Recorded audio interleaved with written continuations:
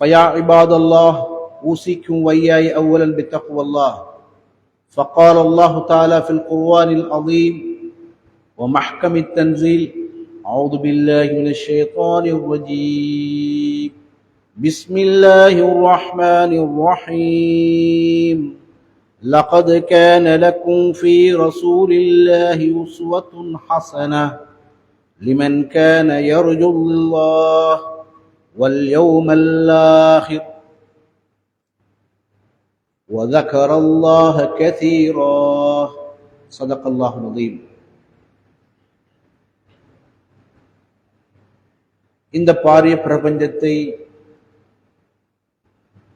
அண்டங்களால் படைத்து ஒவ்வொரு அண்டத்தையும் ஆயிரக்கணக்கான பால் வீதிகளால் உருவாக்கி ஒவ்வொரு பால் வீதியிலும் ஞாயிற்று தொகுதிகளை உருவாக்கி இதுவரை மனிதன் கண்டுபிடித்திருக்கின்ற ஒரே ஒரு ஞாயிற்று தொகுதியின் ஒரு கோளான பூமியிலே பல்லாயிரம் கோடி மக்களை படைத்து பரிபாலிக்கின்ற அல்லாஹ்வுக்கே எல்லா புகழும். அல்ஹம்துலில்லாஹ்.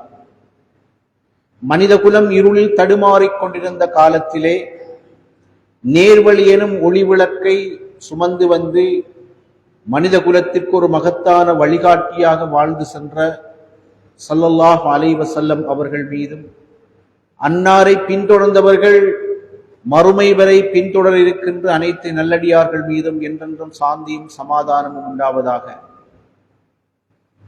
அல்லாஹ்வுடைய நல்லடியார்களே, கண்ணியவான்களே, அல்லாஹு தஆலா இந்த உலகத்திலே எவற்றையெல்லாம் எடுத்து நடக்குமாறு ஏவி இருக்கின்றானோ அவற்றை முடியுமானவரை எடுத்து நடக்குமாறும், எவற்றையெல்லாம் எங்களுடைய வாழ்க்கையிலே தவிர்க்குமாறு அல்லாஹ் கட்டளையிட்டிருக்கின்றானோ அவற்றை முற்றாக தவிர்ந்து கொள்ளுமாறும் முதலில் அடியானாகிய எனக்கும் அப்பால் உங்களுக்கும் நான் உபதேசம் செய்கின்றேன்.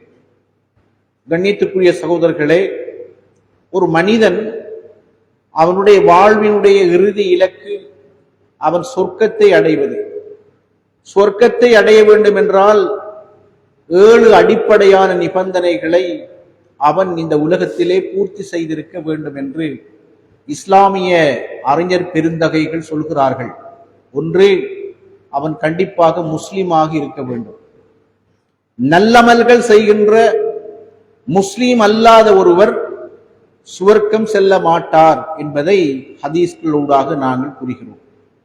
இரண்டாவதாக, அடிப்படையான வணக்க வழிபாடுகளில் மிகவும் முக்கியமான தொழுகை சொர்க்கத்தின் திறவுகோல்.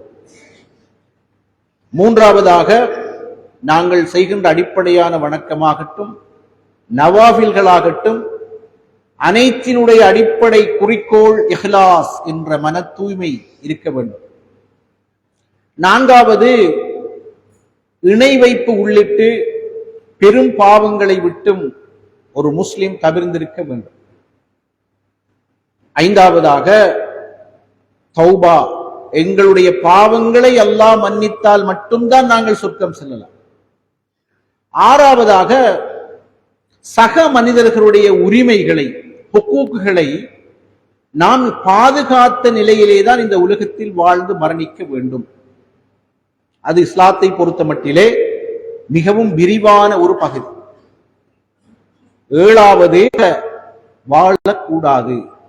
எந்த ஒரு சந்தர்ப்பத்திலும் நாம் ஏனைய மனிதர்களுக்கு டிஸ்டர்பாக, இடைஞ்சல் செய்யக்கூடியவர்களாக, இடையூறாக இருக்கக்கூடாது.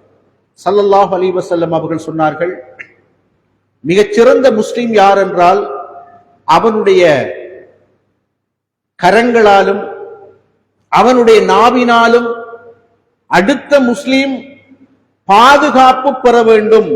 அப்படிப்பட்ட முஸ்லிம் தான் மிகச்சிறந்த முஸ்லிம் என்று ஸல்லல்லாஹு அலைஹி வஸல்லம் அவர்கள் சொன்னார்கள்.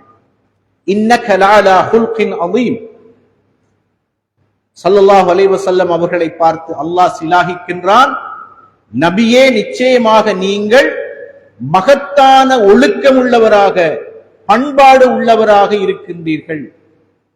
ரசூல் ஸல்லல்லாஹு அலைஹி வஸல்லம் அவர்களுடைய வாழ்வை நாம் படிக்கின்ற பொழுது, பார்க்கின்ற பொழுது ஆராய்கின்ற பொழுது நம் எல்லோரையும் வியப்பில் ஆழ்த்தக்கூடிய ஒரு பரிமாணம், ஒரு பக்கம் என்னவென்றால், அவர்கள் பண்பாடுகளினுடைய சிகரமாக இருந்திருக்கிறார்கள்.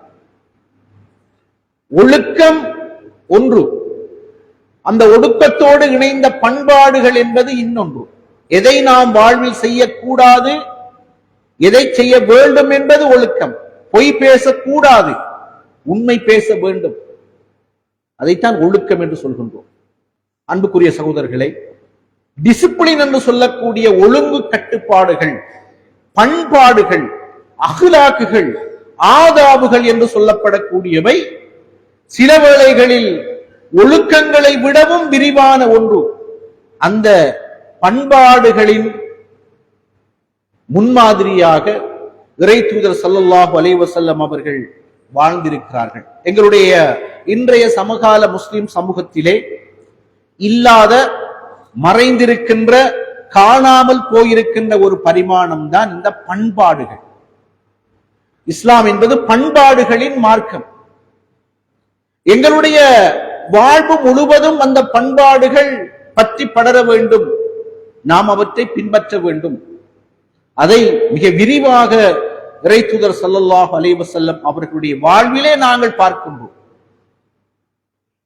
உண்ணும் முறை, உறக்கம், ஏனைய மனிதர்களோடு நாம் எவ்வாறு தொடர்பாடுகின்றோம், பேசுகின்றோம், உரையாடுகின்றோம், பொது இடங்களில் நாங்கள் எவ்வாறு நடந்து கொள்கின்றோம், பயணங்களின் பொழுது, வீதியில் நாம் பயணம் செய்கின்ற பொழுது, எங்களுடைய சொந்த வாகனங்களில் அல்லது பொது பேருந்துகளில் செல்லும் பொழுது எப்படியான பண்பாடுகளோடும் நாம் நடந்து கொள்ள வேண்டும் என்று ஸல்லல்லாஹு அலைஹி வஸல்லம் அவர்கள் எங்களுக்கு நிறையவே வழிகாட்டி இருப்பதை பார்க்கின்றோம். உண்ணும் பொழுது நாங்கள் என்ன பண்பாடு உள்ளவராய் இருக்கின்றோம், எப்படியான பண்பாடுகளை கையாள வேண்டும், அதை விரிவாக நான் இங்கே பேசவில்லை. அடுத்த மனிதர்களுக்கு இடைஞ்சலாக, இடையூறாக இல்லாமல் நாம் எப்படிப்பட்ட பண்பாடுகளை பேண வேண்டும். ஒரு சகனிலே நாங்கள் உண்கின்றோம் என்றால் ஸல்லல்லாஹு அலைஹி வஸல்லம் அவர்கள் சொன்னார்கள், அந்த சகனில் உங்களுக்கு முன்னால் இருப்பதை மட்டும்தான் நீங்கள் உண்ண வேண்டும். அதுதான் இறை தூதருடைய பண்பாடு. இரண்டாவது, சிறு சிறு பிடிகளை வாயிலே வைத்து நாங்கள் உண்ண வேண்டும். கை நிறைய உணவை அள்ளி வாயிலே திணித்து இரண்டு பக்கங்களும் ஒரு எம்போசாகி தெரியக்கூடிய வகையிலே நாங்கள் உண்ணக்கூடாது. அது ஒரு முஸ்லிமுடைய பண்பாடு அல்ல. மூன்றாவது விடயம், நாம் உண்ணும் பொழுது வாயை மூடி உண்ண வேண்டும். அதுதான் ஸல்லல்லாஹு அலைஹி வஸல்லம் அவர்களுடைய வழிமுறை. வாயை திறந்து போட்டுக்கொண்டு சத்தமாக, அவசரமாக பெரிய பெரிய பிடிகளை வாயிலே திணித்து உண்பது இஸ்லாமிய பண்பாடு அல்ல. அன்புக்குரியவர்களே, நாம் ஒரு சகனிலே உண்கிறோம் அல்லது ஒரு சகனிலே 6 பேருக்கு உணவு வைத்திருக்கிறது என்றால் யோசிக்க வேண்டும், இந்த 6 பேருக்கும் இதில் உள்ளவைகள் சமமாக பகிரப்பட வேண்டும். நான் அதில் உள்ள ஒரு உணவை அதிகமாக உண்டு இன்னொருவருக்கு அநியாயம் செய்து விட்டேன் என்றால் அது அநியாயம் தான். அநியாயம். அநியாயத்தை பற்றி இஸ்லாம், குர்ஆன் மிக விரிவாக பேசியிருப்பதை நாங்கள் பார்க்கின்றோம். அன்புக்குரிய சகோதரர்களே, நாங்கள் உண்பதை பார்த்து ஒருவர் முகம் சுளிக்க கூடாது. ஒருவருக்கு அதை சகிக்க முடியாத ஒரு நிலையை உருவாக்கிவிடக் கூடாது. ஏன் நாம் அடுத்த மனிதர்களுக்கு இடைஞ்சலாக இருக்கக்கூடாது? ஏன் எந்த ஒரு மனிதனும், சொர்க்கத்துக்கு தகுதியான ஒரு மனிதன் அடுத்த மனிதர்களுடைய சாபத்தை, பதுவாவை, கோபத்தை, வெறுப்பை இந்த உலகத்திலே சம்பாதித்துக் கொண்டு அவன் மரணிக்க கூடாது. அதிருப்தியை சம்பாதிக்கலாம். ஏன்? உலகத்தில் வாழ்கின்ற எல்லா மனிதர்களையும் எங்களால் திருப்திப்படுத்த முடியாது என்பது உண்மை. ஆனால் ஒரு மனிதனுடைய பதுவாவை, கோபத்தை, வெறுப்பை சம்பாதித்துக் கொண்ட நிலையிலே நாங்கள் இந்த உலகத்திலிருந்து விடைபெறுவோமாக இருந்தால் நாங்கள் சொர்க்கத்துக்கு தகுதியான மனிதர்களாக இருக்க மாட்டோம்.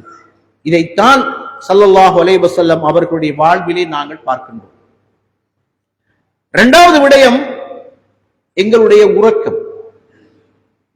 உறக்கத்தில் நாம் எப்படி அடுத்தவர்களுக்கு இடைஞ்சலாக இருக்க போகின்றோம்? சில வேளைகளில் நாங்கள் ஒரு ஹோட்டலிலே தங்கி இருக்கிறோம், ஹஜ்ஜுக்கு செல்கிறோம், உம்ராவுக்கு செல்கின்றோம், அல்லது ஒரு பயணம் சுற்றுப்பயணம் மேற்கொண்டு தூர இடத்திற்கு போய் ஒரு அறையிலே நாம் தெரிந்தவர்கள் தெரியாதவர்களோடு உறங்க நேரிட்டு விட்டது என்று வைத்துக் கொள்ளுங்கள். அன்புக்குரியவர்களே, அங்கே நாம் அடுத்தவருடைய உறக்கத்துக்கு இடைநிலாக லைட்டை போட்டுக்கொண்டு நீண்ட நேரம் இருக்கக்கூடாது. சிலருக்கு லைட்டை போட்டா தூங்குறது என்று மருத்துவம் சொல்கின்றது. இன்னொரு வகையில் நாங்கள் இடைநிலாக இருப்போம். சிலர் சத்தமாக குரட்டை அடிப்பார்கள். உங்களுக்கு தெரியும், உங்களோட குரட்டைக்கு இந்த ஆள் தூங்க மாட்டார் என்று சொன்னா நீங்க ஆல்ரெடி போய் அவருடைய எக்ஸ்கியூஸ் பண்ணுங்கள், அல்லது இப்படி ஒரு பிரச்சனை இருக்கிறது, நான் வேறையா தூங்கட்டா என்று கேட்டுக்கொள்ளுங்கள். இல்லை என்றால் நாம் அவருக்கு அநியாயம் செய்கின்றோம். அன்புக்குரிய சகோதரர்களே, உறக்கத்தின் ஒழுக்கத்தை பற்றி நான் பேசவில்லை. உறக்கத்தில் நாம் அடுத்தவர்களுக்கு இடைஞ்சலாக இருக்கின்றோமா? சில தூக்கத்தில் கையை காலை போட்டு அடிப்பார்கள், உளறுவார்கள். அவர்கள் அடுத்தவரோடு தூங்கக்கூடாது. விடிய விடிய அடுத்தவருடைய கோபத்தையும் சாபத்தையும் பெற்றுக்கொண்டு நாங்கள் அவருக்கு இடைஞ்சலாக இருக்கக்கூடாது.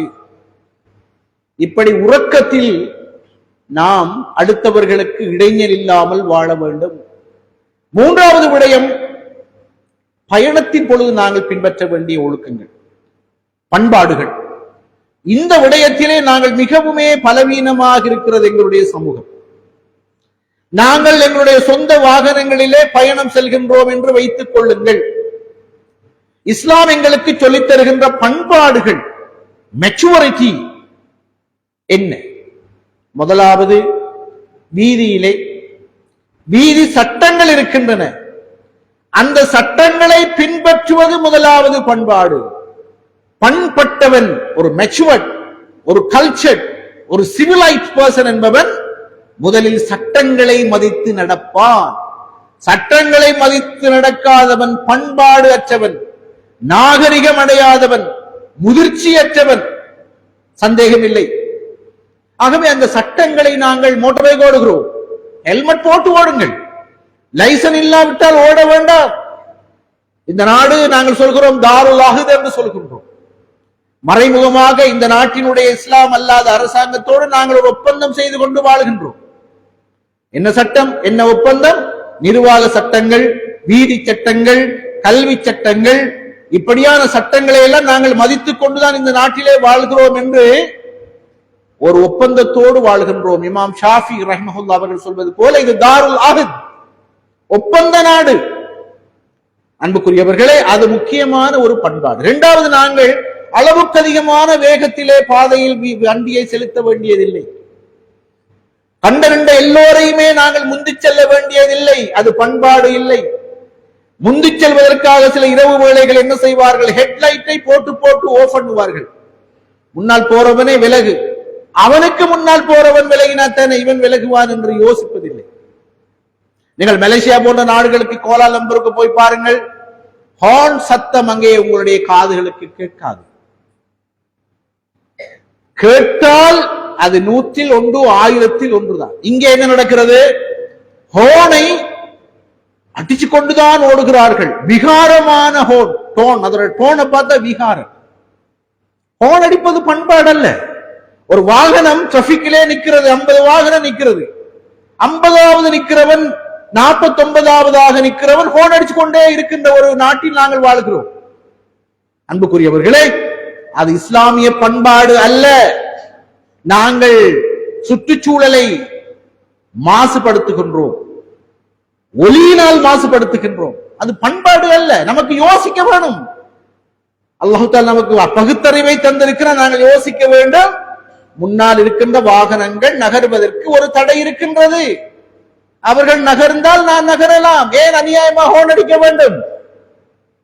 தேவையில்லாம சத்தங்களை எழுப்ப வேண்டியதில்லை. அன்புக்குரியவர்களே, இந்த பாதையினுடைய பண்பாடுகள், வீதி ஒழுங்குகள், வீதி பண்பாடுகளை பின்பற்றுகின்றவர்களாக நாங்கள் இன்றைக்கு இருக்கின்றோமா? இன்றைக்கு மோட்டார் பைக் எடுத்துக்கொண்டு ஓடுகிறார்கள். அமெரிக்காவுக்கு போகிறானா என்று சந்தேகப்படும் அளவுக்கு ஃபாஸ்டா ஓடுகிறார். அதிகமான வீதி விபத்துக்கள் ஏற்படுவதை பார்க்கிறோம். அது போன்றுதான் எங்களுடைய வாகனங்களில் நாங்கள் பொருத்தி இருக்கின்ற ஹோனை தேவைக்கு ஒரு தவிர்க்க முடியாத காரணத்துக்காக மட்டும் நீங்கள் அதை அடியுங்கள். அதே போன்று அந்த டோன், அந்த ஹோனுடைய டோன் கொஞ்சம் நாகரிகமானதாக இருக்க வேண்டும். இன்றைக்கு சில முச்சக்கர வண்டி சாரதிகள் என்ன செய்கிறார்கள்? இரவிலே நாங்கள் வாகனம் ஓட்டுகின்றோம், ஒரு ஊருக்குள்ளே ஓடுகின்றோம். யோசிக்க வேண்டும். ஒரு 3 மாத குழந்தையை ஒரு தாய் 2 மணித்தியாலம் கஷ்டப்பட்டு தாலாட்டி சீராட்டி அவளுடைய மடியிலிருந்து கட்டிலுக்கு அல்லது தொட்டிலுக்கு அந்த பிள்ளையை போடுகின்ற நேரம் அந்த பக்கத்தால போற ஒருவர் ஹூ ஹூ ஹூ என்று தன்னுடைய விகாரமான மோசமான கழுதையினுடைய சத்தத்தை விட மோசமான சத்தத்தை சத்தமாக அவர் ஹோன் அடிக்கிறார். பிள்ளை அப்படியோ திடுக்கிட்டு எழுகிற நேரத்திலே அந்த தாய் கண்டிப்பாக இந்த வாகன சாரதியை மனதுக்குள்ளால் சபிக்கிறாள். ஏன் அப்படியான ஒரு சாபத்தை நாங்கள் சம்பாதிக்க வேண்டும்? சிந்தித்து பாருங்கள் சகோதரர்களே. பண்பாடு உள்ளவர்களாக நாங்கள் உலகத்திலே வாழ வேண்டும். தேவைக்கு அதிகமாக சத்தம் வாயாலும் வரக்கூடாது, வாகனங்களாலும் வரக்கூடாது. அது ஒழுக்கம் இல்லை, அது பண்பாடு இல்லை, அது நாகரிகம் இல்லை. இறைத்தூதர் ஸல்லல்லாஹு அலைஹி வஸல்லம் அவர்கள் காட்டிய வழியும் இல்லை. இரண்டாவதாக, எங்களுடைய பயணத்தில் நாங்கள் பொது பேருந்துகளிலே போவோம். அப்ப அதனுடைய ஒழுக்கம் என்ன, அதனுடைய பண்பாடு என்ன? 3 அதில் அடிச்சு பிச்சு கொண்டு ஓர வேண்டாம். ஒரு பஸ் ரோட்ல இருந்து ஏறும் பொழுது நான் சீட் பிடிக்கணும் என்று அடித்து பிடித்துக் கொண்டு ஏற வேண்டாம், அது பண்பாடு அல்ல. இரண்டாவது, சீட் கிடைத்தால் உட்காருங்கள். 3 ஆசனங்களில் உங்களுக்கு ஒரு இடம் கிடைத்தால் ஒன்றை மனதில் வைத்துக் கொள்ளுங்கள், இந்த ஆசனம் 3 பேருக்குரியது. சிலர் என்ன செய்வார்கள்? கண்ணாடிக்கு பக்கத்தில் முதலாவதாக சீட்டை பிடித்தவர் 1.5 சீட்டில உட்கார்ந்து இருப்பார். அன்புக்குரியவர்களே, இது அநியாயம், அநியாயம். நாங்கள் சிந்திப்பதில்லை. நான் ஃபர்ஸ்டுக்கு வந்து உட்கார்ந்தேன், எனவே எனக்கு 1.5 சீட் இல்லை. 3 பேரும் சமமாக பகிர வேண்டும். பாருங்கள், அடுத்தவர் சீட்டிலே என்னுடைய கால் இருக்கிறதா என்று பாருங்கள். இதெல்லாம் சின்ன சின்ன விடயம் என்று யாரும் நினைக்க வேண்டாம். இது சின்ன விஷயங்கள் அல்ல சகோதரர்களே, இது மிகவும் சீரியஸான ஒழுக்கங்கள், பண்பாடுகள். யாரேனும் கொஞ்சம் கொளுத்தவர் ஒரு ஆசனத்தில் உட்கார வேண்டி வந்தால் நிச்சயம் அவர் 1.25 சீட்டை பிடிச்சிருவாரு. அவர் என்ன செய்யணும் என்றால் பக்கத்துள்ளவர்களிடம் கொஞ்சம் எக்ஸ்கியூஸ் பண்ணுங்கள், அதுதான் பண்பாடு. நான் இப்படிதான் கொஞ்சம் கொளுத்தால் உங்களுடைய ஆசனத்தின் ஒரு பகுதியும் ஏன் உட்கார்ந்து இருக்கின்றேன், என்னை மன்னித்துக் கொள்ளுங்கள் என்று நீங்கள் பேசிக்கொண்டு செல்லுங்கள், அதுதான் பண்பாடு. சிலரை நான் பார்த்திருக்கின்றேன், தொழுகையிலே சுஜூதிலிருந்து அவசரமாக எழுந்து யாத்திதாருடைய நிலைமைக்கு வருகின்ற பொழுது கொஞ்சம் நான் ஒரு கம்ஃபர்டான இடத்தில் இருக்க வேண்டும், ஒரு இடத்தை பிடித்துக் கொள்ள வேண்டும் என்று அவசரப்பட்டு வருகிறார்கள். சுப்ஹானல்லாஹ். தொழுகை என்பது அல்லாஹ்வுடனான உரையாடல். இங்கே லைனிலே கம்ஃபர்ட் ஜோனிலே இடம் பிடிக்கின்ற அமல் அல்லாது. தொழுகையிலே நாங்கள் இப்படி இருக்கிறோம் என்றால் பயணத்திலே நாங்கள் எப்படி இருப்போம் என்பதை பேசி வேலை இல்லை. அன்புக்குரிய சகோதரர்களே, நாங்கள்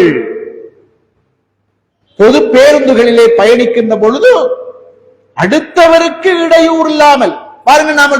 நாங்கள் பேருந்திலே ஒரு பஸ்ல ஏறி போறோம், எங்களுடைய தொலைபேசிக்கு ஒரு அழைப்பு வருகிறது.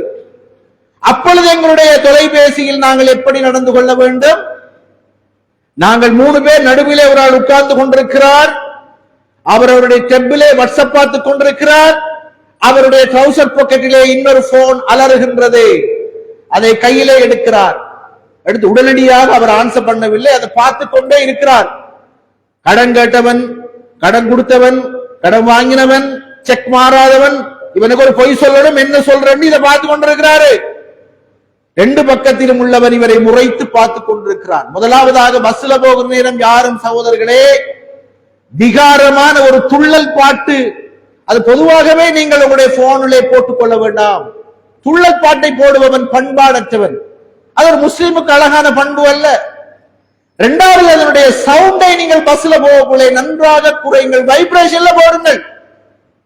இஸ்லாம் அல்லாத மக்கள் நிறைய பேர் இந்த உலகத்தில் பண்பாடானவர்களாக இருக்கிறார்கள். மேலை நாடுகளுக்கு சென்று பாருங்கள், உங்களுக்கு பக்கத்தில் உள்ளவருக்கு ஒரு தொலைபேசி அழைப்பு வரும், வந்தது உங்களுக்கு தெரியாது. ஏன்? அது வெறும் வைப்ரேஷன். அதை எடுத்து காதில் வைத்து பேசுவார்கள், உங்களுக்கு சத்தமா கேட்காது. அன்புக்குரியவர்களே, பொது பேருந்தில் நாங்கள் செல்கின்ற பொழுது, பொது இடங்களில் நாங்கள் தொலைபேசியை பாவிக்கின்ற பொழுது, மருத்துவ சாலைகளிலே இப்படியான இடங்களிலே நாங்கள் தொலைபேசியை பாவிக்கின்ற பொழுது நீங்கள் வைப்ரேஷனிலே போடுங்கள். அதுதான் பண்பாடு. இந்த பஸ்ல போகக்குள்ள ஒரு ஆளுக்கு கோல் வருது, பக்கத்துல தூங்கிக் கொண்டிருந்தவன் திடுக்கிட்டு எழுகின்றான். ஏன்? ஒரு பயங்கரமான துள்ளல் பாட்டு, ஒரு விகாரமான டோன். இது பண்பாடு அல்ல. பண்பட்டவர்களாக உலகத்திலேயே உயர்ந்த அந்த பண்பாடுகளுடைய சிகரமாக இருந்த ஸல்லல்லாஹு அலைஹி வஸல்லம் அவர்கள் இப்படியெல்லாம் செய்திருப்பார்களா என்று நாம் அடிக்கடி கேள்வி எழுப்ப வேண்டும். அல்லாஹ் சொல்றார் குர்ஆனிலே, ஃபதக்கிர் ஃபஇன்ன திக்ரா தன்ஃபஉல் முஃமினீன். நல்ல விஷயங்களை மூமின்களுக்கு அடிக்கடி நீங்கள் நினைவூட்டுங்கள். அன்புக்குரியவர்களே, எனவே இந்த வீதி ஒழுங்குகள், வீதி பண்பாடுகள், பாதை பண்பாடுகள், ஒழுக்கங்கள் எங்களுடைய வாழ்க்கையிலே கண்டிப்பாக அவசியம். நாங்கள் ஒரு பொது இடத்திலே வாகனத்தை பார்க் பண்ணுகின்றோம் என்று வைத்துக் கொள்ளுங்கள். யோசனையோடு தான் பார்க் பண்ண வேண்டும். அங்கால உள்ள வாகனம், நான் லேட் ஆகி வருவேன், அவருக்கு எடுக்கலுமா, இவருக்கு எடுக்கலுமா, இன்னொரு வாகனத்தை பார்க் பண்றதுக்கு நான் தடையா இருக்கின்றேனா? சிந்திக்க வேண்டும். அஃபலா யகிலூன். அல்லாஹ் பகுத்தறிவை தந்திருக்கிறான். சிந்தனை செய்ய மாட்டீர்களா என்று கேட்கின்றார்.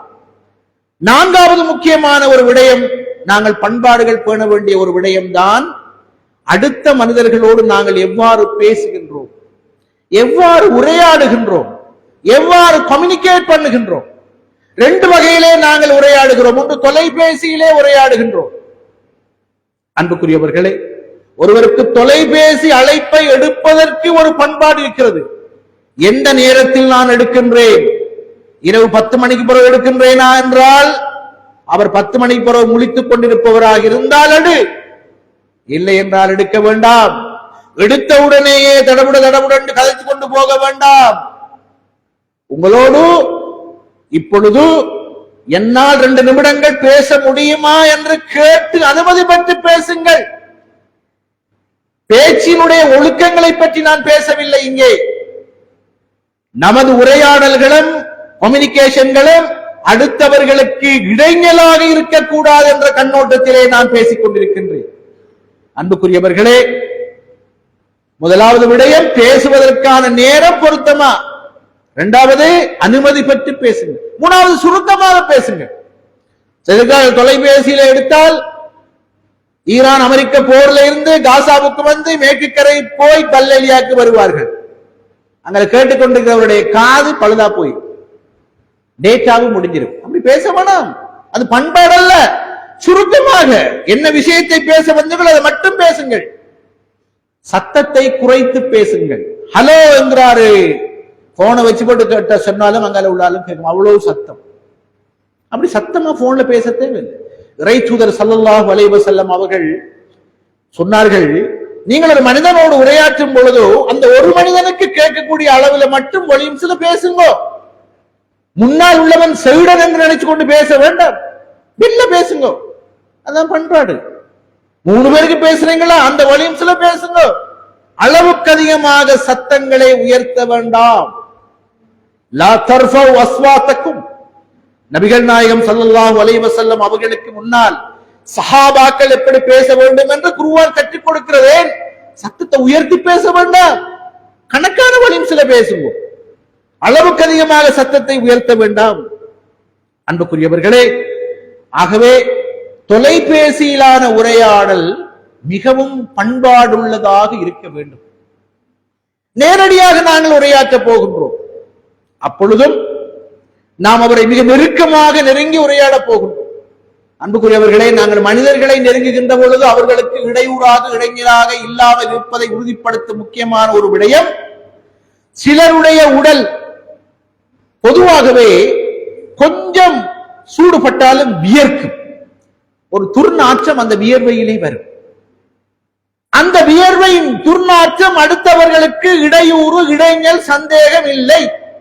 இதனால் தான் எல்லா நபிமார்களிடமும் காணப்பட்ட ஒரு அற்புதமான ஒரு சுன்னா அத்தாத்துர், அத்தனை அதிகம் பூசிக்கொள்வார்கள். ஸல்லல்லாஹு அலைஹி வஸல்லம் அவர்களுடைய பண்பாட்டை பாருங்கள்.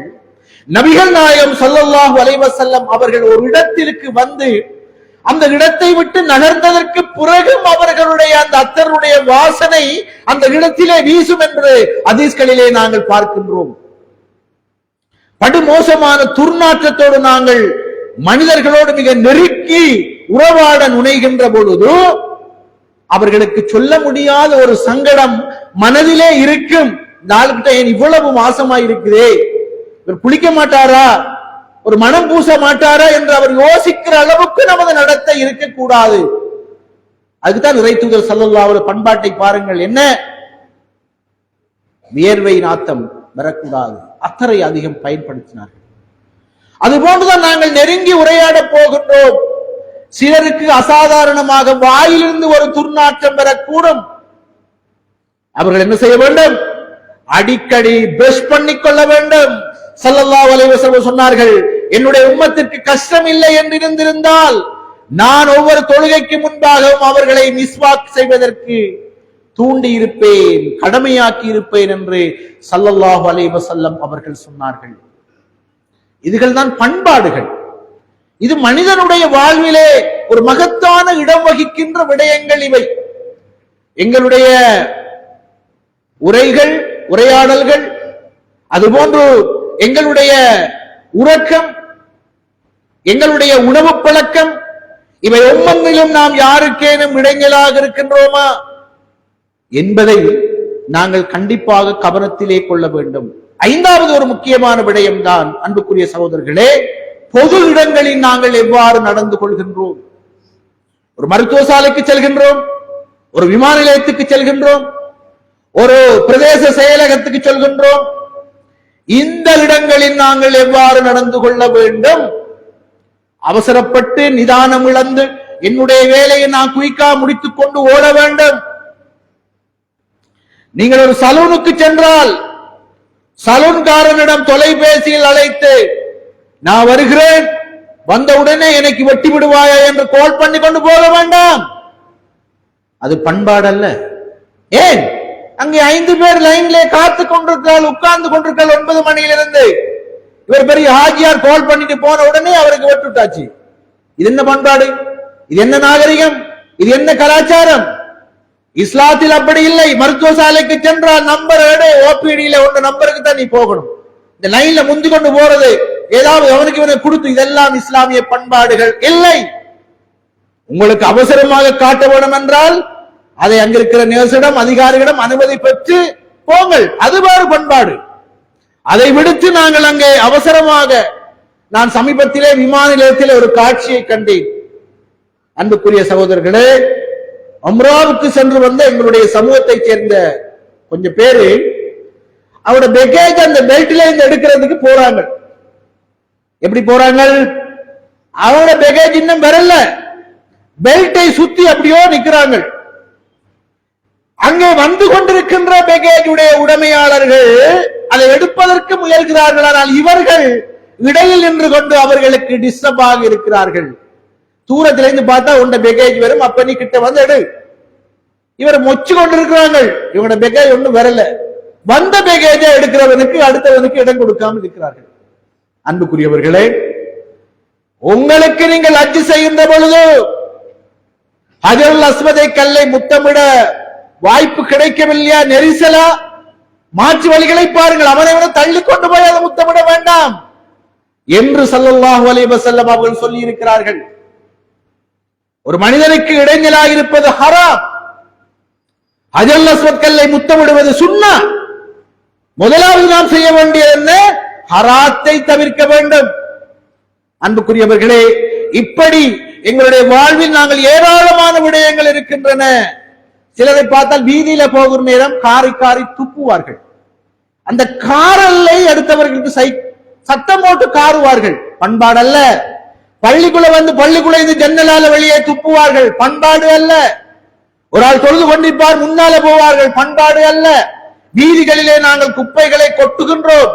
தெரியாம சுபோக்கு பள்ளிக்கு வருபவர், சுபோக்கு பள்ளிக்கு வருகிறவர் ஒரு குப்பை பேக்கோட வந்து ஒரு மரத்துக்கள் அப்படியே வச்சு கொண்டு வராரு. எங்க வராரு? பள்ளிக்கு வருகிறார். இது பண்பாடா? நமது வீடுகள் வீட்டுக்குள்ளே ஊருக்குள்ளே கொஞ்சம் உள்ளே இருக்கும். அந்த மெயின் வீதியிலே நாங்கள் என்ன செய்வோம்? வீட்டுக்கு மேலே கட்டுவதற்கு, இரண்டாவது மாடியை கட்டுவதற்கு கல்லை மண்ணை கொண்டு வந்து போட்டிருப்போம். ஒரு ஆட்டோவுக்கு கூட அந்த ரோட்டால போக இல்லாம இருக்கு. நீங்கள் அப்படி போட்டால் யாரையாவது பிடித்து அதை உள்ளே அள்ளி போட்டு விடுங்கள். வீதியில் யாரும் பயணம் செய்வதற்கு நாம் இடையூறாக இருப்பது ஒரு பாவம். வீதியில் உள்ள இடையூறுகளை நீக்குவது ஒரு சதகா. இமாத்தத்துல் அஸா அனி தரீகி சதகா. பாதையில் அடுத்த மனிதர்களுக்கு பயணம் செய்வதற்கு தடையாக இருக்கின்ற காரணிகளை நீக்கி விடுவது சதகாவாகும் என்று ஸல்லல்லாஹு அலைஹி வஸல்லம் சொன்னார்கள். சிலர் என்ன செய்கிறார்கள்? எங்களுடைய வாகனம் தானே, எங்களுடைய கார், எங்களுடைய வேன் என்று சொல்லி ஒரு சன நெரிசல் உள்ள ஒரு வீதியில் செல்கிற பொழுது அவருடைய நண்பரை நடுரோட்டிலே கண்டவுடனேயே அப்படியே வாகனத்தை நிறுத்திக் கொண்டு அவரோடு பேசிக் கொண்டிருக்கிறார். அவருக்கு பின்னால் 10 வாகனங்கள் ஹோன் அடிச்சு கொண்டிருக்கிறது. இது பண்பாடா? நீ அவரோடு பேசுவதாயிருந்தா நீ ஓரமாகி பேசு. நீ ஒரு கடையிலே பொருளை வாங்குவதாக இருந்தால் ஓரமாகி கடைக்குள்ளே போ. நடு வீதியிலே வாகனத்தை நிறுத்தி விட்டு போவது பண்பாடு அல்ல. அன்புக்குரியவர்களே, இப்படி ஏராளமான விஷயங்கள், சின்ன சின்ன விஷயங்கள் என்று நாங்கள் புறக்கணித்திருக்கின்ற பல முக்கியமான விடயங்கள் இருக்கின்றன. அது எங்களுடைய வாழ்க்கையில் நாங்கள் கண்டிப்பாக பின்பற்ற வேண்டிய பண்பாடுகள். அந்த பண்பாடுகளுடைய முக்கியமான ஒரு விடயம் என்னவென்றால், அவற்றை நாங்கள் பேணவில்லை என்றால் நிச்சயமாக நாங்கள் அடுத்த மனிதர்களுக்கு இடையூறாக மாறிவிடுவோம். அடுத்த மனிதர்களுடைய பதுவாவை, கோபத்தை, வெறுப்பை சம்பாதித்த நிலையிலே யாரேனும் சொர்க்கம் செல்ல நாடினால் நிச்சயமாக அது நடக்காது.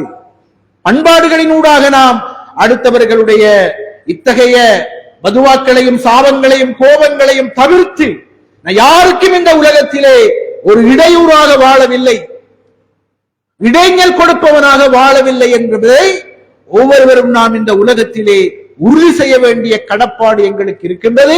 இறை தூதர் ஸல்லல்லாஹு அலைஹி வஸல்லம் அவர்களுடைய வாழ்வியலிலே, சீராவிலே நாம் மிக விரிவாக காண்கின்ற ஒரு பரிமாணம் அவர்களுடைய பண்பாடுகள் தான். எனவே யாருடைய பதுவாவையும் கோபத்தையும் வெறுப்பையும் சம்பாதிக்காத நல்ல பண்பாடுகளுடன் கூடிய ஒரு நல்ல அடியார்களாக எங்களை அல்லாஹ் ஆக்கி அருள்வானாக. எங்களுடைய பாவங்களை மன்னித்தருள்வானாக. ஜன்னத்துல் ஃபிர்தௌஸ் என்ற அந்த உயர்ந்த சொர்க்கத்தை அடைவதற்கான பாக்கியத்தை எங்கள் எல்லோருக்கும் நசீபாக்குவானாக. ஆமீன் ஆமீன் யா ரப்பல் ஆலமீன். இபாதல்லாஹ், قال الله تعالى